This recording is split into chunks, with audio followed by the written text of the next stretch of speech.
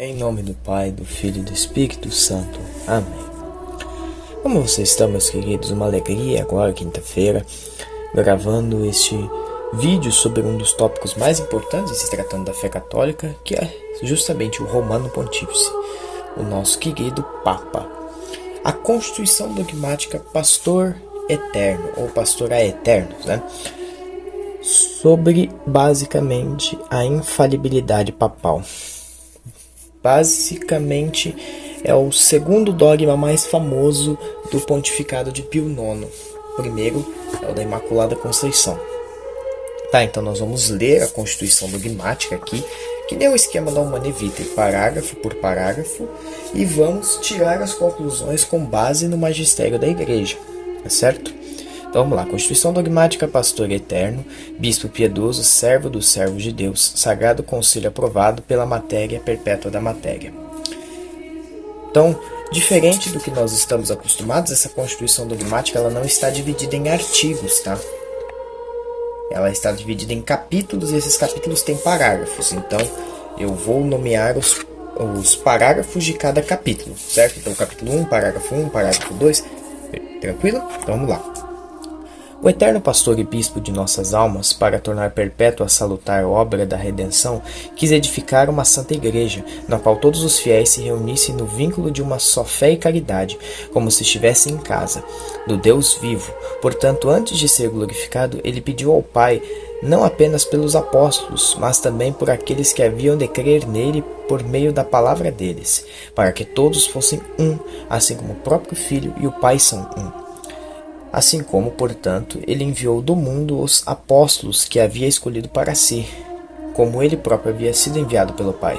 Assim ele quis ser pastores e mestres em sua igreja até o fim dos tempos, para que o próprio episcopado seja uno e indivisível e toda a multidão dos crentes seja preservada na unidade da fé e da comunhão por meio de sacerdotes unidos entre si. Preferindo o bem-aventurado Pedro acima dos outros apóstolos, ele estabeleceu nele um princípio permanente e fundamento visível de ambas as unidades em cuja força o templo eterno seria construído. O templo eterno, perdão. E a igreja levada ao céu. Subiria sublimemente na firmeza desta fé em seu aniversário e de todas as portas e de que as portas do inferno, para serem derrubadas se possível, se levantam de todos os lados com um ódio cada vez maior da igreja contra o seu fundamento divino. Julgamos que é necessário para a proteção, segurança e aumento do rebanho católico, aprovando o Sagrado Concílio, a doutrina da instituição, perpetuidade e natureza do Sagrado Primado Apostólico, no qual a força e a solidez de toda a igreja consiste, para ser acreditada e mantida por todos os fiéis, de acordo com o antigo e constante universal, para propor a fé da igreja e o contrário. Essa introdução da Constituição Dogmática, o concílio, aqui nós estamos falando do Concílio Vaticano I, tá? Essa aqui é a introdução, não é nenhum capítulo. O que eles exprimem aqui? Primeiro, que Jesus veio à Terra em plena comunhão com o Pai, e ele foi embora, voltou para o céu. Ele deixou para substituí-los os apóstolos. Os apóstolos fizeram o que Jesus fez. Esses apóstolos são o nosso episcopado hoje, os sucessores diretos dos apóstolos, os bispos. Até aí tudo bem. E ele escolheu Pedro, o fundador da igreja, na realidade, onde a igreja seria fundada. A igreja foi fundada por Cristo, e ela foi fundada em Pedro. As portas do inferno não prevalecerão, mas o ódio, sim, contra o rebanho católico, como ele mesmo diz aqui, aponta aqui, no caso, estou dizendo ele, Papa Pio IX, mas lembre-se, foi o concílio. Ele protocolou esse dogma, isso sim, certo? E a função do episcopado, e principalmente de Pedro, era manter a unidade da fé. Aqui, seja uno e indivisível até o fim dos tempos. Assim ele quis ser pastores, que fossem pastores e mestres em sua igreja até o fim dos tempos, para que o próprio episcopado seja uno e indivisível. Perceba? Essa é a função do episcopado. Então, passando para o capítulo 1, parágrafo 1. Sobre a primária apostólica na instituição do bem-aventurado Pedro. Portanto, ensinamos e declaramos que, de acordo com os testemunhos do Evangelho, o primado da jurisdição sobre toda a Igreja de Deus foi prometido e conferido por Cristo diretamente e diretamente. Ele está reiterando ao bem-aventurado São Pedro Apóstolo. Por certo, Simão, que já havia dito há muito tempo, tu serás chamado Cefas, ou Kefas, né? Depois de ter feito sua confissão dizendo, tu és o Cristo, Filho de Deus vivo, Kefas, pedra, né? O Senhor falou com essas palavras solenes, bendito és tu, Simão Bar-Jonas, porque carne e sangue não te revelaram, mas meu Pai que está nos céus. Pois também eu te digo, tu és Pedro, e sobre esta pedra edificarei a minha igreja, e as portas do inferno não prevalecerão contra ela. E eu te darei as chaves do reino dos céus, e tudo que ligares na terra será ligado no céu, e tudo que desligares na terra será desligado no céu. Mateus 16, capítulo 16, versículo 16 a 19. E um certo Simão Pedro, após sua ressurreição, Jesus conferiu jurisdição de pastor supremo e governante sobre todo o rebanho, dizendo, apacenta meus cordeiros, apacenta as minhas ovelhas.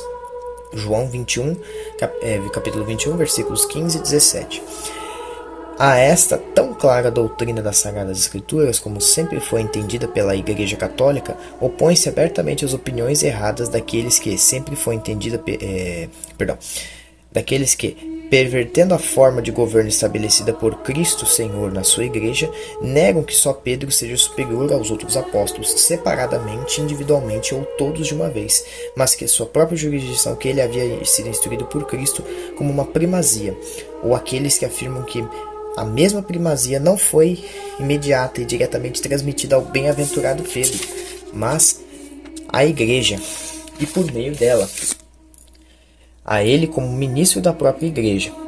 A esta tão clara doutrina das Sagradas Escrituras, como sempre foi entendida pela Santa Igreja, opõe-se abertamente às opiniões erradas daqueles que, pervertendo a forma de governo estabelecida por Cristo Senhor na sua igreja, negam que só Pedro seja superior aos outros apóstolos, separado individualmente, ou todos de uma vez, mas de sua própria jurisdição, ou primazia.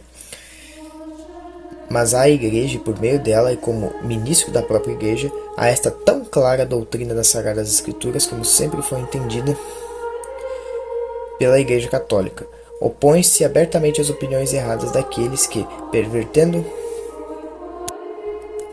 Então aqui, basicamente, o concílio declara que existem várias interpretações erradas, e Jesus deixa muito claro que é o bem-aventurado Pedro, ou São Pedro Apóstolo, como vocês preferem chamar, que é o líder da igreja. Aqui ele está só esclarecendo que Pedro é o líder.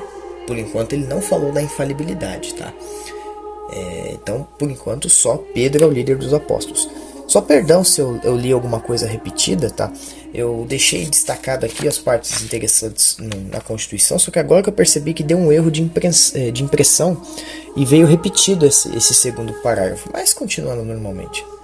Se, então, alguém disser que o bem-aventurado Pedro, o apóstolo, não foi designado por Cristo Senhor para ser o líder de todos os apóstolos e a cabeça visível de toda a igreja militante, ou que ele recebeu mesma primazia de honra apenas, mas não de jurisdição verdadeira e própria, direta ou indiretamente do mesmo Senhor Jesus Cristo, seja anátema. Nossa, esses parágrafos que ele fala, se então alguém disser, basicamente ele promulga as excomunhões, é maravilhoso. Nesse pequeno parágrafo, que é o segundo parágrafo do capítulo 1, eu vou falar como Papa Pio IX, mas entendam que é o Concílio Vaticano I, tá? Explicitam que é o seguinte: se você não acredita que Pedro é realmente o líder dos apóstolos, se você acha que ele foi só líder de honra, ou que ele não é, ele é só um apóstolo como qualquer outro, você é excomungado. Ponto. Excomungado, tá fora da igreja. Seja anátema é a mesma coisa que seja excomungado, tá? Só tomem cuidado na hora de traduzir do latim para o português no site da Santa Sé pelo Google Tradutor, porque a tradução fica meio errada. Fica deixou de ser, mas na realidade é seja anátema. capítulo 2, sobre a perpetuidade do primado do bem-aventurado Pedro entre os romanos pontífices. Tá certo? Então esse capítulo aqui ele vai falar sobre Pedro continuar sendo o romano pontífice. Mas o que o Senhor Jesus Cristo estabeleceu no bem-aventurado apóstolo Pedro, o chefe dos pastores e o grande pastor das ovelhas, para a salvação perpétua e bem perpétuo da igreja, é necessário que este mesmo autor na igreja, que é fundado na rocha e permanecerá firme até o fim dos tempos, deve durar para sempre.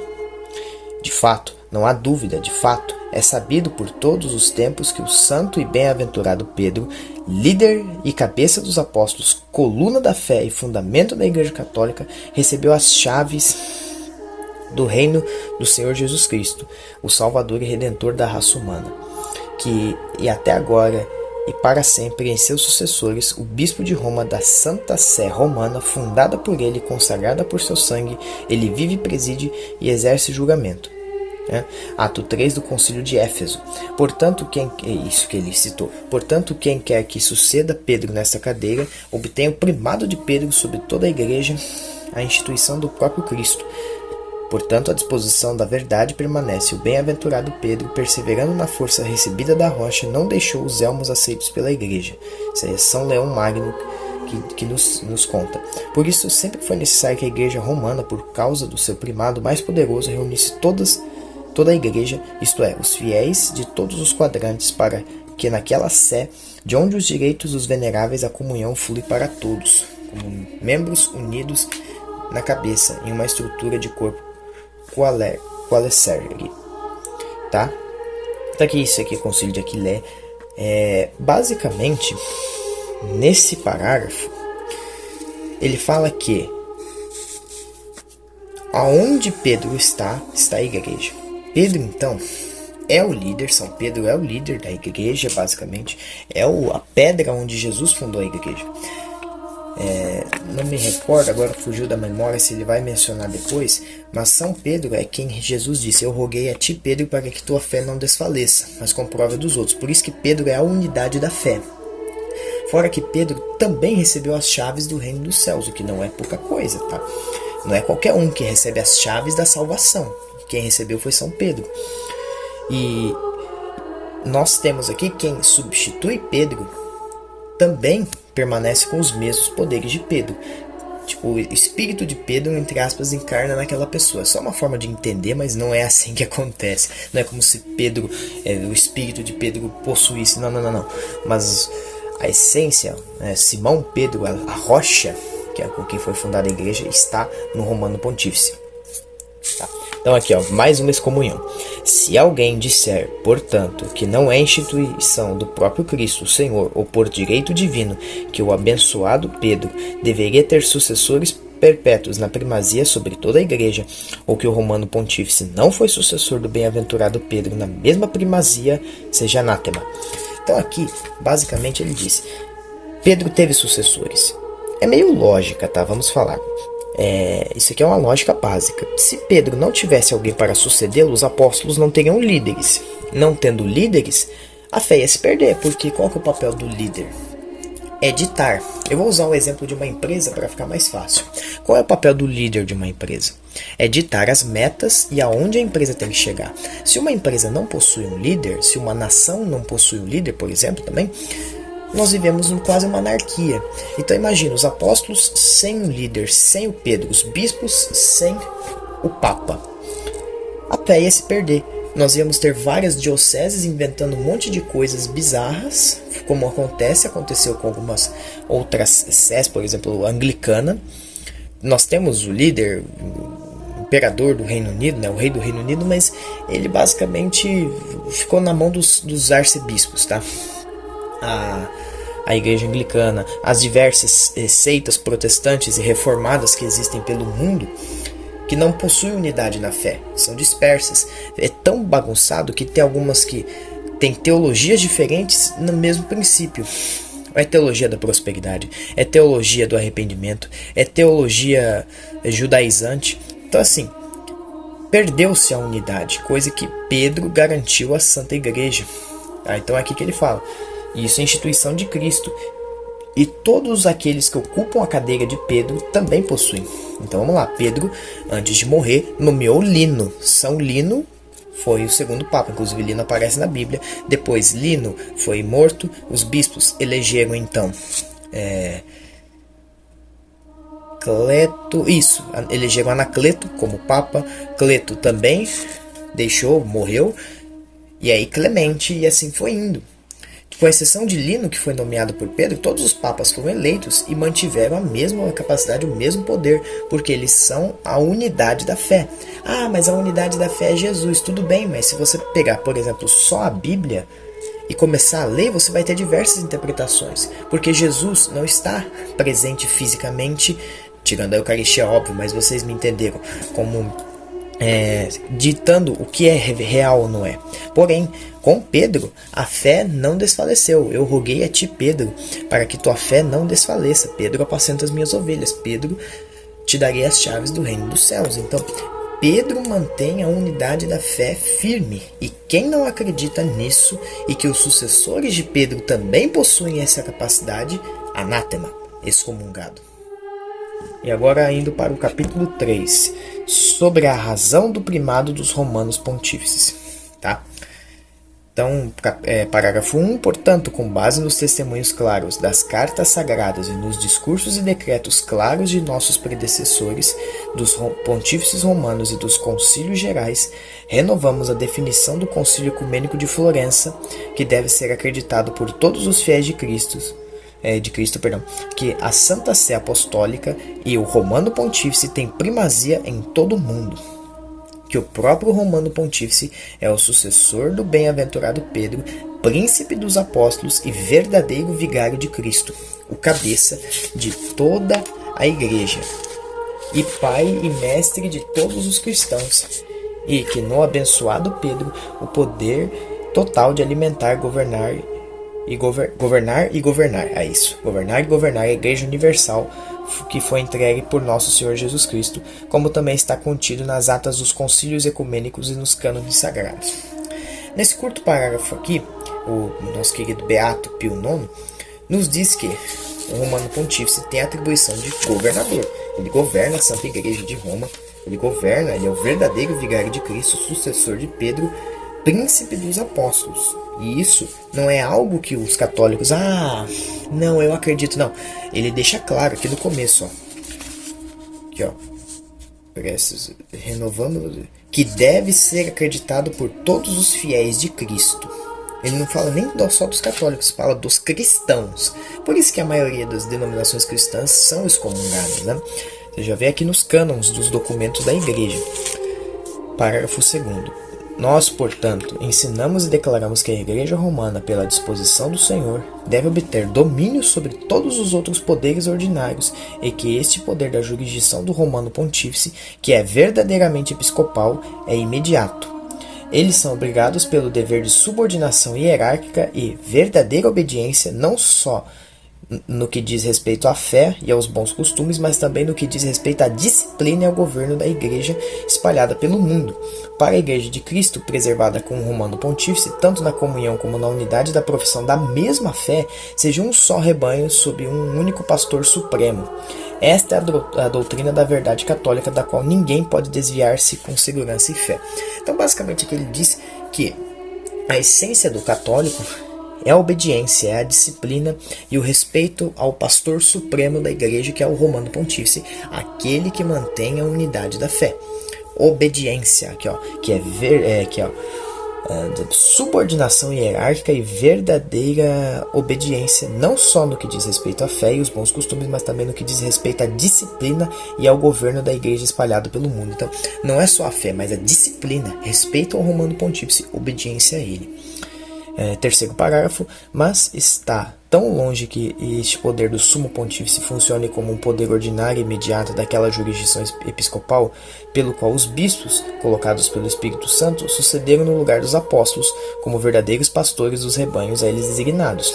Se o pontífice não deveria ser o sucessor do bem-aventurado Pedro, na mesma primazia, que cada um seja anátema, alimente e governe para aqueles que o mesmo seja afirmado. fortalecido e vindicado pelo Pastor Supremo Universal, de acordo com as palavras de São Gregório Magno. Minha honra é a minha honra. Perdão. Minha honra é a honra universal da Igreja.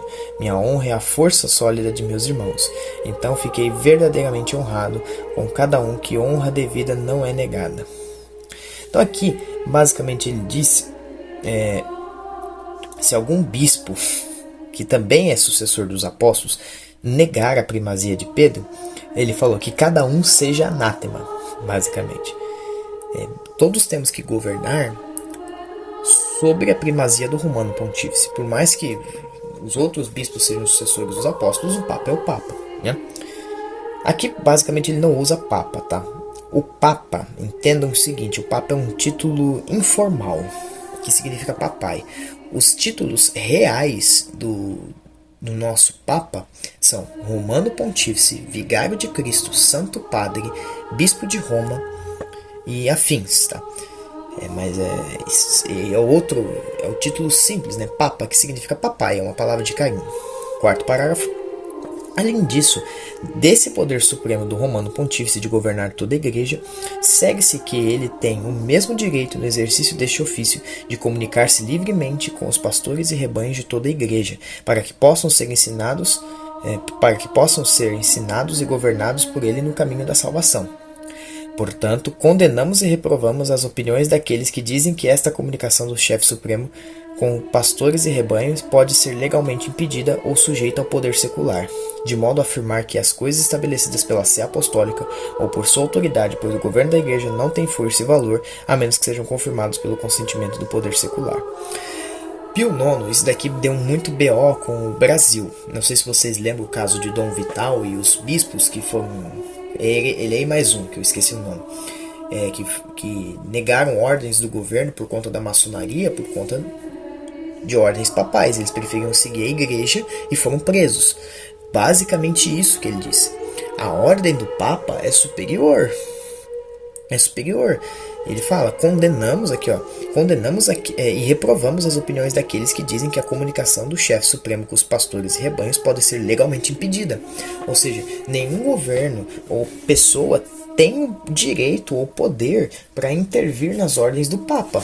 O Papa é o Papa. O Papa é o pai dos governantes, é o vigário de Cristo. Tá entendendo? Então não é qualquer um que vai barrar o Papa, né? Parágrafo 5º. E como o Romano Pontífice preside por direito de primazia apostólica divina sobre toda a Igreja, também ensinamos e declaramos que ele é o juiz supremo dos fiéis. Daqui é uma breve super solidate do Papa Pio VI, de 28 de novembro de 1786, basicamente. E em todos os casos pertencentes ao exame eclesiástico, a sua autoridade para apelar do julgamento, Concílio Ecumênico de Leão II. Mas o julgamento da Sé Apostólica, cuja autoridade não é maior, não deve ser revogado por ninguém, nem é permitido a ninguém julgar por julgamento. Episódio de Nicolau I para Micael, o Importador. Porque se desviam do caminho certo da verdade aqueles que afirmam que é lícito aos tribunais pontífices apelar para um concílio ecumênico como uma autoridade superior ao Romano Pontífice, ele termina com uma pergunta. Esse parágrafo, ele basicamente dá por encerrado aquela discussão, o que é maior, concílio ecumênico ou Papa? O que é maior, concílio ecumênico ou Papa? Esse quinto parágrafo deixa muito claro. O concílio ecumênico é um tribunal, mas ele não é maior que o Papa. Tá? Nós vamos ver aqui na nossa parte favorita, que é as excomunhões. Mas resumindo, o concílio ecumênico não tem autoridade sobre o Papa. Nenhum rei tem autoridade sobre o Papa. O Papa é a autoridade suprema sobre o mundo. Vocês não estão entendendo. Ele é o juiz supremo dos fiéis. Qualquer governante de qualquer reino é fiel, é leigo. Vamos colocar assim, nós temos uma hierarquia eclesiástica. Os leigos, os religiosos e o clero maior. Olha isso. Às vezes os religiosos podem até ser colocados ao lado dos leigos, mas geralmente por questão de respeito e hierarquia superior.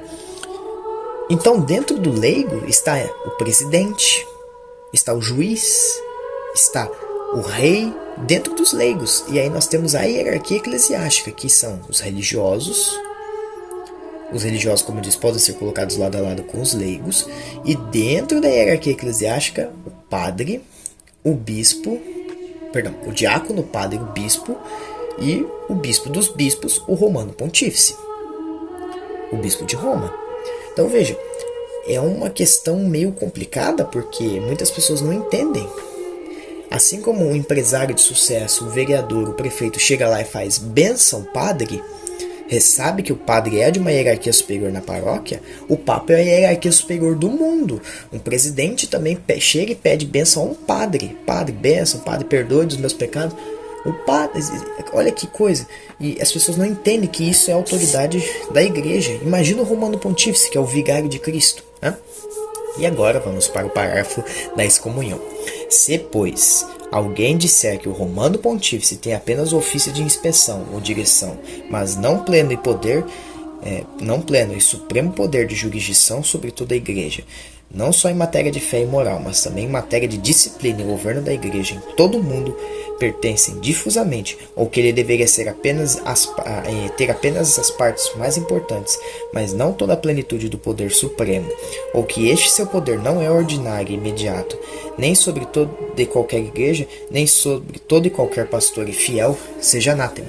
Então aqui ele fala, mas quem acha que o Papa é só um enfeite, o Papa só de inspeção, ele não é a jurisdição da igreja, ele não é a matéria de disciplina da igreja, ele não é o poder supremo da igreja, anátema, meu chapa, você está excomungado, você basicamente está fora da igreja. Nesse barco aí já vai metade dos supostos católicos que ficam falando mal do Papa Francisco.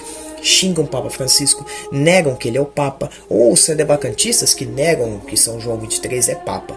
Nesse documento aqui, ó, vocês já estão excomungados, tá, meus queridos? A comunhão não vale para vocês, não adianta, vocês têm que confessar esse pecado aí, porque não adianta. Você pode comungar quantas vezes você quiser, mas você não tá salvo, não. Tá excomungado. Tá cometendo um pecado mortal, falando mal do Papa. Capítulo 4. Isso sobre a regra infalível dos romanos pontífices. Primeiro parágrafo. E o mesmo primado apostólico que o Romano Pontífice, como sucessor de Pedro, príncipe dos apóstolos, obtém para toda a Igreja, inclusive o poder supremo do magistério, que a Santa Igreja sempre teve, é confirmado pelo uso perpétuo de a Igreja e os próprios concílios ecumênicos, especialmente aqueles em que o Oriente encontra o Ocidente na fé e na caridade. Ele estava encontrando a união, declararam.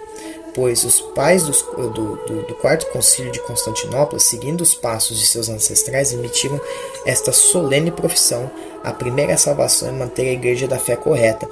E desde a sentença de nosso Senhor Jesus Cristo, que disse: Tu és Pedro, e sobre esta pedra edificarei minha igreja, estas coisas que foram ditas são provadas pelos resultados das coisas, porque na sé apostólica a religião católica reservada é sempre imaculada, e a santa doutrina é celebrada.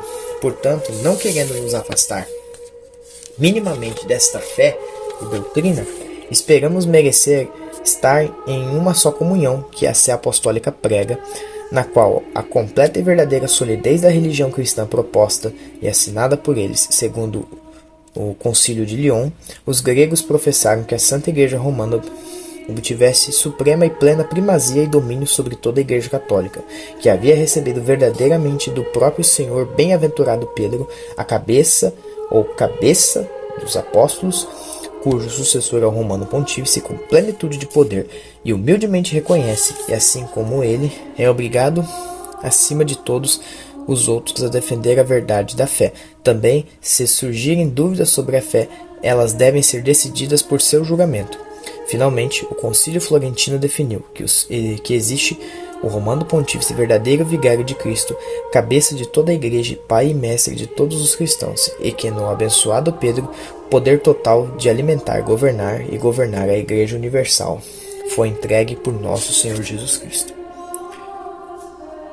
Então aqui, nesse parágrafo, o Beato Pio IX exprime que o seguinte: desde os primeiros concílios da história da Igreja já deixou muito claro que o Papa sempre era a última palavra dos assuntos de fé, e era aquele que deveria ser consultado para que se tomassem decisões né, acerca dos destinos da igreja.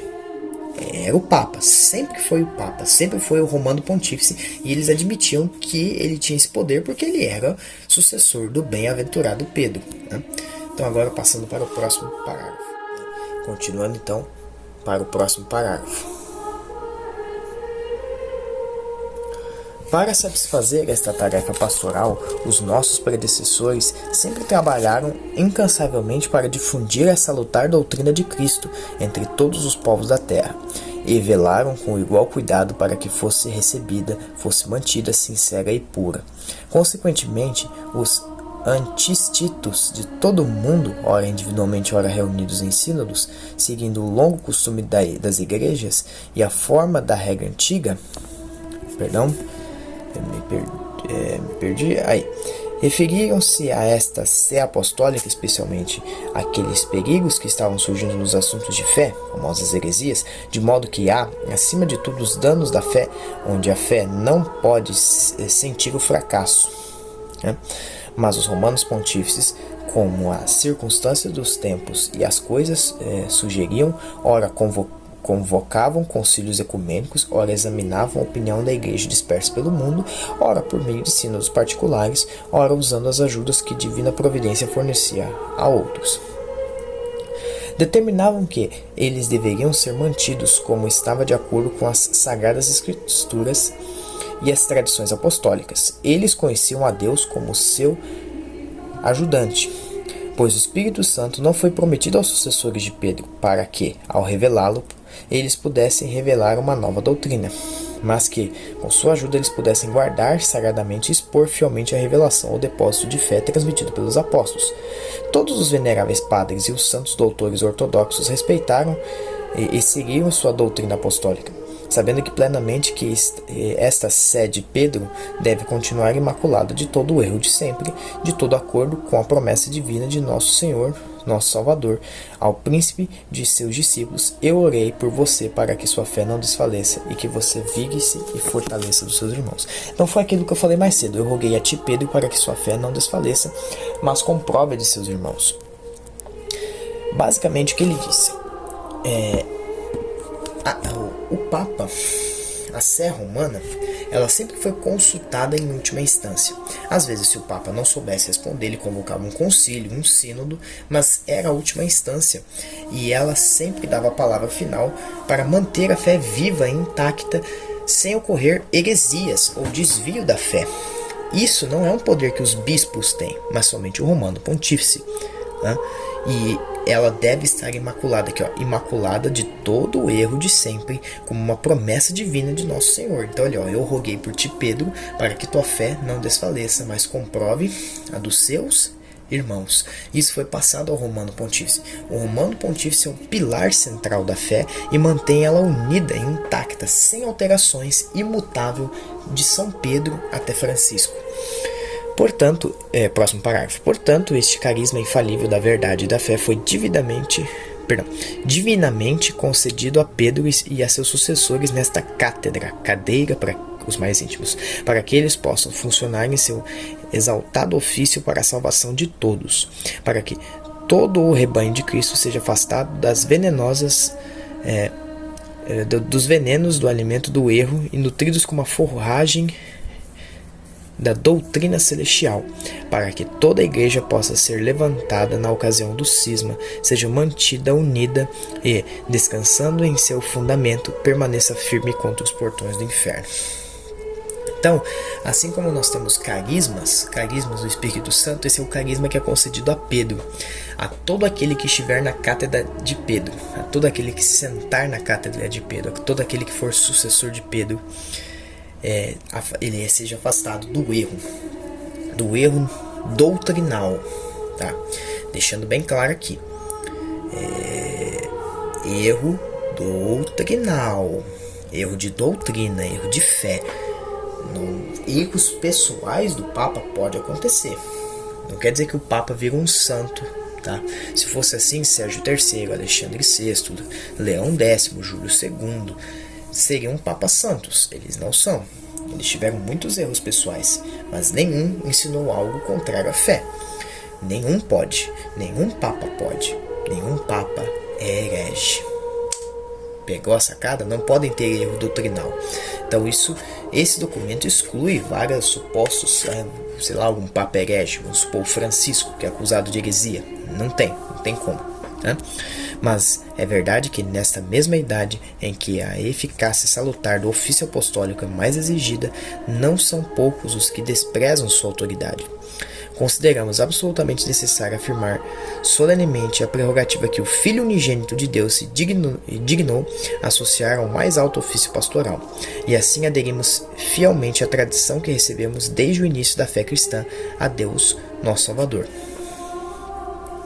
Então veja, muitos desprezam a autoridade do Papa, mas eles sempre pegam, quem colocou esse cargo aqui não foi qualquer um, foi o Filho unigênito de Deus, o Redentor, Jesus Cristo.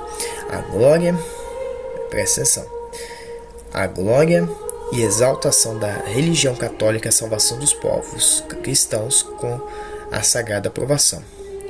No concílio ensinamos e definimos que é um dogma divinamente revelado o Romano Pontífice quando da cátedra ele fala, isto é, quando atua na função de pastor e mestre de todos os cristãos por seu superior. A autoridade apostólica define a doutrina da fé ou moral a ser sustentada por toda a igreja, por poluir a assistência divina prometida a ele no bem-aventurado Pedro com aquela infalibilidade com que o divino Redentor. Ele queria que a sua igreja fosse instruída em doutrina e definida pela fé ou moral, e portanto tal as definições do Romano Pontífice são irreformáveis por ele mesmo, mas não pelo consentimento da igreja. Ponto. Nesse finalzinho aqui, o Beato Pio IX exprime todo o resto do documento do concílio. Ele fala o que é a autoridade de Pedro, como a autoridade de Pedro é passada, quem definiu essa autoridade. No finalzinho da Constituição Dogmática ele fala: pois então nós deixamos muito claro que, como sempre foi na história da igreja, inclusive ele analisou o documento do Papa Leão Magno, Concílio de Jerusalém, eles analisaram tudo, os concílios ecumênicos, as atuações do Papa, todos os papas até Beato Pio IX, definiram o dogma. O Papa é infalível em situações de fé e moral. Quando ele proclama ex cátedra, o Papa não pode ensinar, nós vimos em outra parte aqui do parágrafo acima, ele não pode ensinar algo contrário à nossa doutrina. E ele é a última palavra, ele é a autoridade máxima da igreja. E o finalzinho: mas se alguém ousar contradizer esta nossa definição, o que Deus proíbe, ou seja, proibir você contradizer a própria doutrina da fé, seja anátema. Olha que maravilha. Então esses, meu amigo, é o Concílio Vaticano I, Constituição Dogmática Pastor Eterno. Resumindo a ópera, basicamente ele definiu qual é o papel do Romano Pontífice e me enxergou como ele é o pilar da fé, sempre é a última palavra consultada, e nunca um Papa ensinou algo contrário à doutrina da fé. Então o Papa é infalível em situações de fé e moral quando ele proclama ex cátedra, quando ele está na cadeira de Pedro. Esta é a infalibilidade papal, e isto é dogma, reafirmando, dogma. Tudo que eu disse aqui, tudo que eu li é constituição dogmática. Todos os católicos deviam ler isso aqui. É um texto curto, tá? Não é um texto longo. E isso daqui é primazia de fé. Se você não obedece isso daqui, meu querido, você está excomungado. Você está fora da igreja. Não é que quando você está excomungado, você vai para o inferno. Mas se fora da igreja não há salvação, fica meio difícil, né? Então eu fico por aqui, meus queridos. Que Deus abençoe, sob a intercessão dos romanos pontífices santos, também possamos abençoar o nosso Santo Padre. Eu fico por aqui, tenham uma ótima semana, vão em paz, em nome do Pai, do Filho e do Espírito Santo.